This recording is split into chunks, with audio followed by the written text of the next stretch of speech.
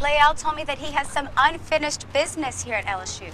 On his to-do list next season, join these guys on the list of All-Americans and become the best lineman in school history. Wow, Coach, what a game, what an environment. Talk to me about how it feels to win that regular conference title. Ladies. For Southern, I think the big key for today's game is going to be minimizing those defensive errors. Yesterday in the second game, they allowed Prairie View to score 13 runs, and only 3 of those were earned. Here in the practice facility, you can see behind me that LSU basketball has a storied past. And Coach Dale Brown told me that he thinks Johnny Jones is the perfect man to bring this program back to what it once was. The Texans took the field today for their first day of training camp.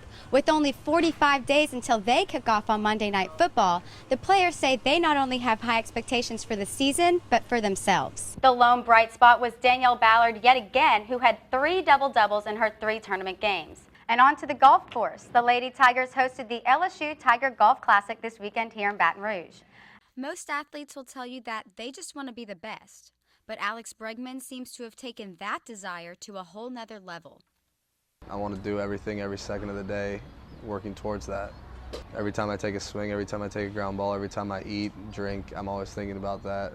If you stay late enough after a game, you might just catch him running back out onto the field to take a few extra swings. Former Tiger first baseman Mason Katz describes Bregman's work ethic as nonstop. When I'm in the off season, I call him every night, say, "You want to go hit?" And he'd be like, "I'm already here." I'm like, "Of course you are. I'll come meet you." For a guy who works so hard, you wouldn't think that he would leave anything to chance. But he did one time when he broke his game day routine with Katz. I didn't play cards that day, snapped my 23-game hit streak, so from that day on, we played cards every single day, no matter what. For years, the number 8 jersey has gone to the hardest worker on the LSU team, and Katz said that it was a no-brainer to pass it down to Bregman. And it really has nothing to do with how good of a player he is.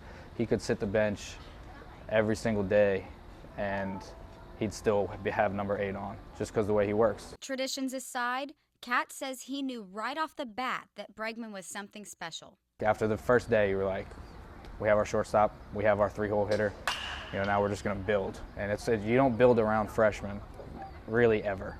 And we built around him last year. By the time Bregman passes on the number 8 jersey to the next Tigers leader, he may have just rewritten all of the record books. Reporting for Tiger TV Sports, I'm Kelsey Wingert. I committed to LSU when I was 15 years old. Dylan Moses may not be old enough to have his driver's license, but by his freshman year in high school, he had 11 D1 college football offers. However, this Baton Rouge native says the moment he found out about his LSU offer is kind of a blur. I was sleeping at the time. It was like 4 o'clock in the morning, and like my dad, came in my room screaming and stuff, telling me, Dylan, come here. I looked at the screen, at the computer screen, and my dad was like, "You have an offer from LSU." I was in shock. I thought it was a dream. Dylan's mom says their family has known for a long time that Dylan was this good at football, especially since she can use his love of the game to her benefit. I could tell Dylan now, you're not going to go to practice, or you're not going to be able to play in the game or something of that nature, and whatever I want him to do, he's going to get it done. Now, Dylan just told me that choosing LSU wasn't that hard of a decision for him, especially since he grew up in Baton Rouge. But he did say that he wanted to weigh out his options and that he had quite a few distractions during the recruiting process. When I was with Nick Saban, I definitely couldn't focus because I was too busy staring at the national championship rings on his coffee table. When he was trying to talk to me, I was kind of zoned in on the rings, and I was like, what'd you say? Dylan is 6'1" and 215 pounds. He was used to usually being the biggest and strongest player on the field. But head coach at University Lab High School, Chad Mahaffey, says that's no longer the case, which just gives him room to improve. There's still a lot of things Dylan's going to get a lot better at. Like I say, it's really his first few games ever playing in a real competitive situation. Dylan's mom said she was excited he chose LSU, but that while he was deciding, she constantly reminded him he needed to be sure to make the right choice for him.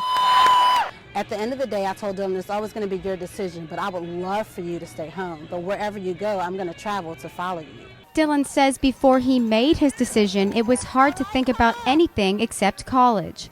But now he feels he can finally focus on helping U High win a state championship. Reporting for Tiger TV Sports, I'm Kelsey Wingert. You just sent a chill through my body just talking about it. Lael Collins says it was always his dream to play in Tiger Stadium, but he had to decide if the NFL would end his college career early. I had no doubts that I could be a first-round pick, and I don't want anybody else to question that, so I want to come back my senior year and show that. With a young quarterback starting for LSU next season, NFL draft expert Mike Tillier says the team needs Collins' senior leadership. I want to see that guy step up and say, you know what, when things go wrong, you have to answer to me, not just to the coach, you're answering to me.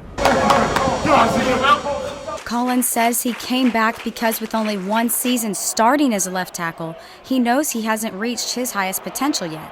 He also had a couple of other reasons. NFL was going to be there, and I knew that I was going to come back to school and get a degree. I mean, that's something that I will always have. Lael told me that he has some unfinished business here at LSU. On his to-do list next season, join these guys on the list of All-Americans and become the best lineman in school history.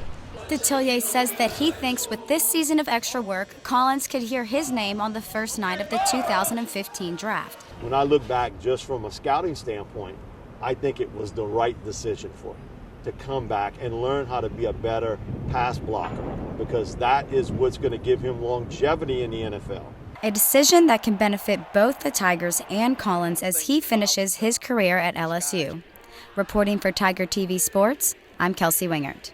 Hey guys, I was able to catch up with Coach Banks right before the game. He told me one of his biggest concerns was that the guys were going to be relaxed because they already know that they clinched first place. They're off to a slow start, but we'll see if they can pick up the momentum as they keep going. Back to you guys. All right, so I was able to catch up with coaches from both teams before the game today. Now, the assistant coach from Southern told me that this was their main goal coming into the season, to make it to this conference title game. And he said that he thinks the keys to winning this game is going to be winning the rebound battle and making those jump shots. Now, the TSU head coach told me that her team needed no motivation coming into this game, that they're pumped and they're ready to go. She said whichever team's defense shows up is going to be able to hang the banner. Hey, guys, I'm joined here with assistant coach Arrow. Now, you had a pretty good first half there. Talk to me a little bit about it. Especially holding Southern to 27 points. That's pretty good. How are you going to continue to keep them quiet offensively? I was able to catch up with Coach Cater before the game, and he was telling me about this new facility. It's going to have a training facility, locker rooms. It's going to have coach's office, just a place for Southern to be able to go and do all that stuff that they haven't been able to do here.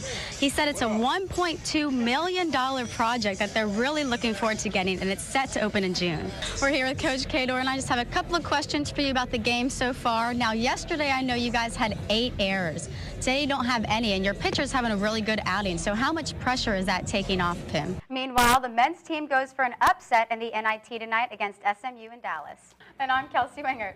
Morgan, everyone's caught up in the madness from the men's tournament, but the women started play yesterday, and LSU's very own PMAC is the host to the first 2 rounds. And the men are moving in on a tournament of their own, the NIT, after a first-round win against San Francisco last week. Tonight, the Tigers face head coach Larry Brown and the SMU Mustangs for a Sweet 16 battle in the Moody Coliseum. SMU's only home loss of the season was to Louisville, and LSU is going for their 3rd straight win on the road tonight. Tip-off is set for 8 o'clock, which is just under 2 hours away on ESPN. LSU's Madeline Sagstrom led the Tigers, finishing 3 under par for the tournament. Sagstrom finished tied for runner-up after a 3-way playoff where Arkansas's Gabby Lopez won by a single stroke. As a team, LSU finished 4th in the Golf Classic. The Lady Tigers travel to the Dallas Athletic Club Invitational in 2 weeks on Friday, April 4th. It's time for the first break here on the Sports Desk, but the madness continues when we return as Johnny takes us to the Lombardi Lounge. We'll be right back. It was a wild weekend of college basketball as March Madness got underway. Monica Resch is currently in first place with Alex Cheney, Johnny Lombardi actually, and Pat Gunther close behind, Kelsey. Pretty good stuff. What about you, Morgan? How you doing? Welcome back to the Sports Desk. Now, to keep up with the March Madness theme, Johnny, you've discovered a trend that's been sweeping the nation since Friday. For Morgan Beard and Johnny Lombardi, I'm Kelsey Wingert. See you next time.